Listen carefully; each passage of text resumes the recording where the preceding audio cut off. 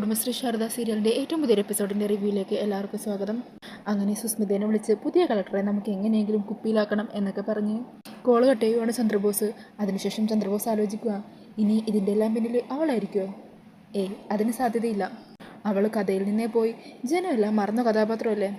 എന്താണെങ്കിലും വരുന്നിടത്ത് വെച്ച് കാണാം. പിന്നീട് കാണിക്കുന്നത് അടുത്ത ദിവസം രാവിലെ തന്നെ പുതിയതായിട്ട് ചാർജ് എടുക്കാൻ വരുന്ന കളക്ടർ സ്വീകരിക്കാൻ നിൽക്കുന്ന സുസ്മിതേനെയും ചന്ദ്രബോസിനെയും ജഗദീപിനെയൊക്കെയാണ്. ഇതേസമയം കളക്ടറിൻ്റെ വണ്ടിയിൽ വരുന്നതും കാണിക്കുന്നുണ്ട്. ഈ സമയം സുസ്മിത ചന്ദ്രബോസിനോട് ചോദിക്കണേ, ഇനി പുതിയതായിട്ട് വരുന്ന കളക്ടർ എങ്ങനെ തന്നെയായിരിക്കുമോ എന്ന് എങ്ങനെ മനസ്സിലാക്കും? വിഷമുള്ളതായിരിക്കുമോ വിഷം ഇല്ലാത്തതായിരിക്കുമോ? അന്നേരം ചന്ദ്രബോസ് പറയണേ, ഏതെനാണെങ്കിലും എന്താ, നമ്മുടെ കൈക്കരത്തിന് മുമ്പിൽ ആർക്കും പിടിച്ചു നിൽക്കാൻ പറ്റില്ല. ചോര വീഴാത്തവരായിട്ടുണ്ടോ? എന്നിട്ട് സുസ്മിത ചന്ദ്രബോസിനോട് കുറച്ച് നീങ്ങിക്കാൻ പറയുവാണ്. എന്നിട്ട് അവർ രണ്ടുപേരും കൂടി ജഗദീപിൻ്റെ അടുത്തുനിന്ന് കുറച്ച് മാറിയിട്ട് സംസാരിക്കുകയാണ്. ഈ സമയം അവരുടെ സംസാരം ജഗദീപ് ശ്രദ്ധിക്കുന്നുണ്ട്. സുസ്മിത അന്നേരം ചോദിക്കുക, എന്നാലും നമ്മൾ ജോൺ അബ്രഹാമിന് കൊടുത്ത പൈസ? അന്നേരം അത് കേട്ടുകൊണ്ട് വരുന്ന ജഗദീപ് പറയണേ, അത് ഗോവിന്ദയാ. ഈ സമയം ചന്ദ്രബോസ് പറയണേ, നീ കൂടെ കൊണ്ട് നടക്കുന്ന അവനുണ്ടല്ലോ, അവൻ തന്നെയാണ് നിന്റെ എല്ലാ പരാജയത്തിനും കാരണം. അന്നേരം സുസ്മിത പറയണേ, ഞാനെന്ത് ചെയ്യാനാ? ഇയാളെ ഒറ്റക്ക് വിട്ടാൽ അതും പ്രശ്നമാണ്. കഴിഞ്ഞ ദിവസം തന്നെ സ്റ്റാച്ചുൻ്റെ അവിടെ ഏതോ പ്രോപ്പർട്ടി വിൽക്കാനുണ്ടെന്ന് പറഞ്ഞ് ചിലർ എന്നെ വിളിച്ചിരിക്കുന്നു. ഞാൻ തന്നെ ഞെട്ടിപ്പോയി. പിന്നെ അന്വേഷിച്ചപ്പോഴല്ലേ അറിഞ്ഞത് ഇയാൾ എൻ്റെ ഫോട്ടോ ഫ്ലെക്സ് അടിച്ച് ഈ സ്ഥലത്തിന് വേണ്ടി മേയർ ഗ്യാരണ്ടി എന്നൊക്കെ പറഞ്ഞ് അവിടെ കൊണ്ട് വെച്ചിരിക്കുമല്ലേ. അന്നേരം ജഗദീപ് പറയണേ, അത് പിന്നെ ആരും ഇല്ലാത്തൊരു പ്രോപ്പർട്ടി, അത് ഇവളുടെ സ്വാധീനവും മറ്റും ഉപയോഗിച്ച് ഇവളുടെ പേരിലാക്കി നമുക്ക് വിൽക്കാമല്ലോ. അത് കേൾക്കുമ്പോൾ ചന്ദ്രബോസ് പറയണേ, അല്ല അധികം പറഞ്ഞതിലും കാര്യമില്ലേ, നമുക്ക് വല്ല കള്ളരേഖയോ മറ്റോ ഉണ്ടാക്കി നിന്റെ പേരിലാക്കാന്നേ. അന്നേരം സുസ്മിത പറഞ്ഞേ, എൻ്റെ ചിറ്റപ്പ, ഇയാൾ പറഞ്ഞ സ്ഥലം ഏതാണെന്നറിയോ? സെക്രട്ടേറിയറ്റ്. അതേക്കുന്ന ചന്ദ്രബോസും അന്തം വിട്ട് നിൽക്കണേ. അന്നേരം ജഗദീപ് പറയണേ, അവിടെ കുറേ ബിൽഡിംഗ് ഒക്കെ ഉണ്ടല്ലോ, അതൊക്കെ ഇടിച്ചു വരുത്തിയിട്ട് നല്ല തെങ്ങിൻ തോപ്പും തെങ്ങിൻ തൈയും ഒക്കെ വെക്കണം, നല്ല ലാഭമല്ലേ. അന്നേരം സുസ്മിത പറയണേ, കണ്ടില്ലേ ചിറ്റപ്പ, ഇതാ എൻ്റെ അവസ്ഥ. അന്നേരം ചന്ദ്രബോസ് പറയണേ, എന്ത് ചെയ്യാനാ, വിഷ്ണു ശാലിനിയുമൊക്കെ എന്നെ എടുത്തുകൊണ്ട് തലയിൽ വെച്ച് വന്നത്, അനുഭവിക്കും. അന്നേരം സുസ്മിത പറയണേ, ഇതൊക്കെ കൂടി ആലോചിക്കുമ്പോൾ ചിറ്റപ്പ എനിക്ക് സഹിക്കാൻ പറ്റാത്തത്. എത്ര പണം മുടക്കിയാലും കുഴപ്പമില്ല, സത്യഭാമയുടെ തകർച്ച എനിക്ക് കാണണം. അന്നേരം ചന്ദ്രബോസ് പറയണേ, അങ്ങനെയാണെങ്കിൽ നീ എറിയാൻ തയ്യാറായിക്കോ, വാങ്ങാനുള്ള ആൾ വന്നുകൊണ്ടിരിക്കുകയാണ്. ഈ സമയം വീണ്ടും അങ്ങോട്ടേക്ക് വരുന്ന ശാലിനിയൊക്കെയാണ് കാണിക്കുന്നത്. ഈ സമയം കാത്തിരുന്ന് മടുക്കാൻ സുസ്മിത പറയണേ, എത്ര നേരം ഇത് ഇവിടെ കാത്തുകെട്ടി നിന്നും മടുത്തു, ഒന്നില്ലെങ്കിലും നിൽക്കുന്നത് മേയറാണല്ലോ. അന്നേരം ചന്ദ്രബോസ് പറയണേ, നിന്റെ അക്ഷമയൊക്കെ തൽക്കാലം ഒന്ന് മാറ്റിവെക്ക്, എത്ര കാത്തു നിന്നാലും കുഴപ്പമില്ല, വരുന്ന ആളുടെ കാല് പിടിച്ചിട്ടാണെങ്കിലും നമ്മുടെ ഒപ്പം നിർത്തണം, എങ്കിലേ നമ്മൾ വിചാരിക്കുന്നത് പോലെ കാര്യങ്ങളൊക്കെ നടക്കുകയുള്ളൂ. ഈ സമയത്തിന് കളക്ടറുടെ കാറും പോലീസിൻ്റെ കാറും ഒക്കെ അവിടെ എത്തുവാണ്. അങ്ങനെ എല്ലാവരും കളക്ടറെ കാണാനായിട്ട് അക്ഷമരായിട്ട് കാത്തു നിൽക്കുവാണ്. ഈ സമയം ഡ്രൈവർ വന്ന് കാർ തുറന്നു കൊടുക്കുവാണ്. അന്നേരം ശാലിനി കാറിൽ നിന്ന് ഇറങ്ങി വരുവാണ് കേട്ടോ. അങ്ങനെ ശാലിനിയെ കാണുന്നതും ഞെട്ടി വിറച്ച് നിൽക്കുവാണ് സുസ്മിതയും ചന്ദ്രബോസും ഒക്കെ. എന്നാൽ ശാലിനിയെ കാണുമ്പോഴേക്കും ജഗദീപിന് ഒത്തിരി സന്തോഷമാകുക. അയ്യോ ശാലിനി എന്ന് പറഞ്ഞ് തുള്ളിച്ചാടി സുസ്മിതയുടെ കയ്യിൽ നിന്ന് ബൊക്കെയൊക്കെ മേടിച്ച് അത് ശാലിനി കൊണ്ടുപോയി കൊടുക്കണേ. വെൽക്കം ശാലിനി. അന്നേരം ശാലിനി പറഞ്ഞേ, വെൽക്കം ബാക്ക്. അന്നേരം ജഗദീപ് പറയണേ, അതെ വെൽക്കം ബാക്ക്. എന്താണെങ്കിലും എനിക്ക് ഒത്തിരി സന്തോഷമായി, ഇനി നമുക്ക് പൊളിക്കണം. അന്നേരം ശാലിനി പറയണേ, അതെ പൊളിക്കാൻ തന്നെയാണ് വന്നിരിക്കുന്നത്. ജഗദീപിന് സുഖമല്ലേ? ചെറിയ ചില പ്രശ്നങ്ങളൊക്കെ ഉണ്ടായിരുന്നു, ഇനിയിപ്പോൾ എന്താണെങ്കിലും അതൊക്കെ മാറുമല്ലോ. ഈ സമയം എല്ലാവരും കളക്ടറിനെ വന്ന് വിഷയൊക്കെ ചെയ്യുന്നുണ്ട്.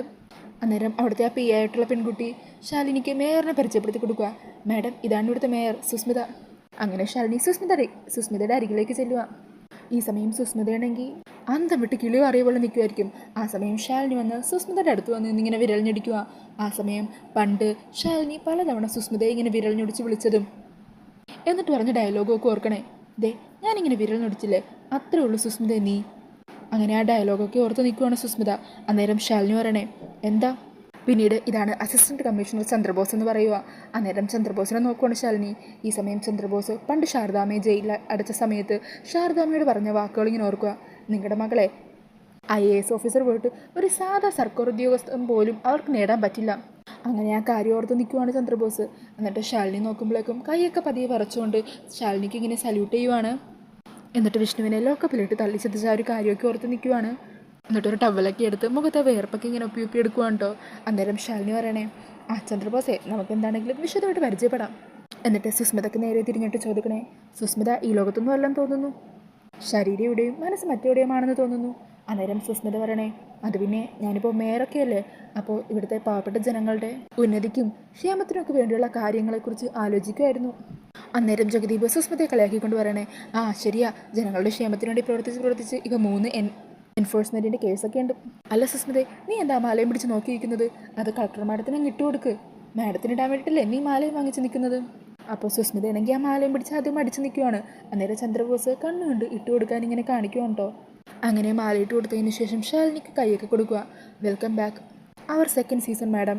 അന്നേരം ഷാലിനി പറയണേ അതിന് നമ്മുടെ ഫസ്റ്റ് സീസണിൻ്റെ ക്ലൈമാക്സ് ആയിട്ടില്ലല്ലോ. ആ സമയം സുസ്മിത പറയണേ പൂക്കളാണ്, അല്ല അദ്ദേഹത്തിട്ടിരിക്കുന്ന ഹാരത്തിൻ്റെ കാര്യം പറഞ്ഞതാ. ആദ്യം സുഗന്ധവും ഭംഗിയൊക്കെ ഉണ്ടാവും, പിന്നീട് അതിരുന്ന് വാടും. ചീഞ്ഞ് കഴിയുമ്പോൾ ഈ പൂക്കളെല്ലാം ഓടയിലേക്ക് തന്നെയല്ലേ വലിച്ചെറിയാൻ പോകുന്നത്. അത് കേൾക്കുമ്പോൾ ഷാലിനി പറയണേ സുസ്മിതേ കഴുതക്ക് 33, കുരങ്ങിനും കുതിരക്കും 32. ഞാൻ ഇവരുടെയൊക്കെ ആയുസിൻ്റെ അളവാണ് പറഞ്ഞത്. പക്ഷേ ഒരു സിംഹത്തിൻ്റെ ആയുസ് വെറും 12 വർഷവും. പക്ഷേ ആ 12 വർഷം തന്നെ ജീവിച്ചാലും ആ ജീവിച്ചത് ഒരു സിംഹക്കുട്ടിയാണ്. എനിക്ക് അധിക നാളൊന്നും വേണ്ട, ഒരു ദിവസം അല്ലെങ്കിൽ ഒരു മണിക്കൂർ മതി. വെടിപ്പാക്കാനുള്ളതൊക്കെ നല്ല ക്ലീൻ ആയിട്ട് തന്നെ ഈ ഷാലിനി വെടിപ്പാക്കിയിരിക്കും. അപ്പോൾ ശരി സുസ്മിതേ നമുക്ക് കാണാം. അങ്ങനെ പറഞ്ഞ് ഷാലിനി അകത്തേക്ക് പോകുവാണ്. ഈ സമയം സുസ്മിത ചന്ദ്രബോസിനെ വിളിച്ചുകൊണ്ട് അവിടെ മാറി നിൽക്കുവാണ്. പിന്നാലെ ജഗദീപ് ചെല്ലുന്നുണ്ട്. ചിറ്റപ്പൻ ഒരു അസിസ്റ്റന്റ് കമ്മീഷണറല്ലേ, എന്നിട്ടും അവളാണ് പുതിയതായിട്ട് ചാർജ് എടുക്കാൻ വരുന്ന കളക്ടറെന്ന് ചിറ്റപ്പൻ അറിഞ്ഞില്ലല്ലോ, വലിയ കഷ്ടം തന്നെ. അന്നേരം ചന്ദ്രബോസ് പറയണേ എടി അത് പിന്നെ ഇന്നലെ തന്നെ ജോൺ അബ്രഹാമിനെ സസ്പെൻഡ് ചെയ്തു എന്നുള്ള വാർത്ത അറിഞ്ഞപ്പോൾ തന്നെ ഞാൻ ആകെ വല്ലാണ്ടായിപ്പോയി. അതിൻ്റെ വിഷമത്തിൽ ഞാൻ ഇന്നലെ 2 പെഗ് അടിച്ചിരുന്നു. പിന്നെ അതിനുശേഷം ബോധം വന്നത് ഇന്ന് രാവിലെയാണ്. അപ്പോൾ രാവിലെ ആണെങ്കിൽ ഓഫീസിലേക്ക് പുതിയ കളക്ടർ വരുന്നു, സ്വീകരിക്കാൻ ചെല്ലണം എന്നുള്ളൊരു മെസ്സേജ് മാത്രമേ ഞാൻ ശ്രദ്ധിച്ചുള്ളൂ. പിന്നെ ഇവിടെ വന്നപ്പോഴല്ലേ ഇവളാണ് പുതിയ കളക്ടർ എന്ന് ഞാനും അറിഞ്ഞത്. ഈ സമയം ഇത് തൊട്ട് അങ്ങോട്ടേക്ക് വരുന്ന ജഗദീപ് പറയണേ ഓ അറിഞ്ഞിട്ടും ഇപ്പം എന്ത് ചെയ്യാനാ, മലമറിക്കാൻ പറ്റുമോ? പേടിയുള്ളവർ ഇമാതിരി പണിക്കൊന്നും നിൽക്കരുത്. അന്നേരം ചന്ദ്രബോസ് ജഗദീപിന് നേരെ ചാടിക്കറിക്കുവാണ്. അത് കാണുന്ന സുസ്മിത പറയണേ ചിറ്റപ്പ ഇവനോട് ദേഷ്യപ്പെട്ടിട്ട് എന്ത് കാര്യം, അല്ലെങ്കിലും ജഗദീപ് പറഞ്ഞത് ഈ കാര്യമുണ്ട്.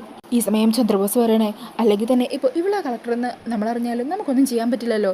ഇതൊക്കെ തീരുമാനിക്കാനും നിയന്ത്രിക്കാനും നമ്മളെ കൊണ്ട് പറ്റില്ലല്ലോ സുസ്മിത. അന്നേരം സുസ്മിത പറയണേ എന്താണെങ്കിലും അവൾ നമ്മളെ കാണണമെന്നല്ലേ പറഞ്ഞിരിക്കുന്നത്, നമ്മളെ പേടിച്ച് മാറി നിൽക്കാൻ പാടില്ല.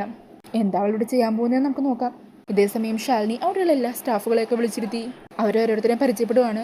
അങ്ങനെ ഷാലിനി പറയണേ എന്താണെങ്കിലും നിങ്ങളെല്ലാവരെയും പരിചയപ്പെടാൻ പറ്റിയില്ല, ഒത്തിരി സന്തോഷം. ഇനി നമുക്ക് ഇതിനു മുമ്പ് ഇവിടെ കളക്ടറായിരുന്ന ജോൺ അബ്രഹാം അവസാനം ഹാൻഡിൽ ചെയ്ത കേസിൻ്റെ ഫയൽ എനിക്കൊന്ന് നോക്കണം. അങ്ങനെ അവർ അതൊക്കെ എടുത്ത് കൊടുക്കുവാണ് ഷാലിനിക്ക്.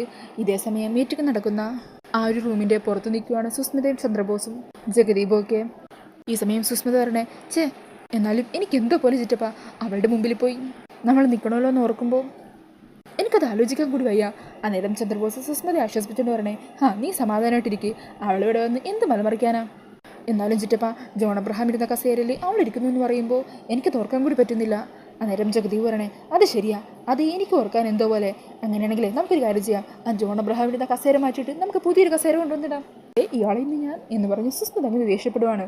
അന്നേരം ചന്ദ്രബോസ് പറയണേ എടി കളക്ടറായി ചാർജ് എടുക്കുന്ന ആദ്യത്തെ ദിവസം ഇതുപോലെ കുറച്ച് പത്രാസും ഈ ലോകം മുഴുവൻ മാറ്റിമറിക്കണമെന്നുള്ള ചിന്തയൊക്കെ ഉണ്ടാകും. പിന്നീട് അതൊക്കെ പതിയെ തണുത്തുറഞ്ഞോളും. ഇവളിതിനു മുമ്പ് മഹാരാഷ്ട്രയിലും പിന്നെ വേറെ ഏതൊരു സ്ഥലത്തൊക്കെ അസിസ്റ്റന്റ് കളക്ടറും സബ് കളക്ടറും ഒക്കെ ആയിട്ട് ജോലി ചെയ്തിട്ടുണ്ടായിരുന്നു. ഇവിടെ ഡിസ്ട്രിക്ട് കളക്ടറായിട്ട് ആദ്യമായിട്ടാണ് അറിയാൻ പറ്റിയത്. എന്താണെങ്കിലും കുറച്ച് നാളെ ഇവളുടെ ചാട്ടവും തുള്ളലും ഒക്കെ ഉണ്ടാവും. അതിനുശേഷം ഡിസ്ട്രിക്ട് കളക്ടർ എന്ന് പറയുന്നത് വേറെ ഒരു സാധാ ആളാണെന്നും ഇവിടെ അവളുടെ അധികാര ചമച്ചിലൊന്നും നടക്കില്ലെന്നും അവൾക്ക് മനസ്സിലായിക്കോളും. എടി സുസ്മിതേ ഒരു കണക്കിന് അവൾ ഇവിടെ വന്നാൽ നന്നായി.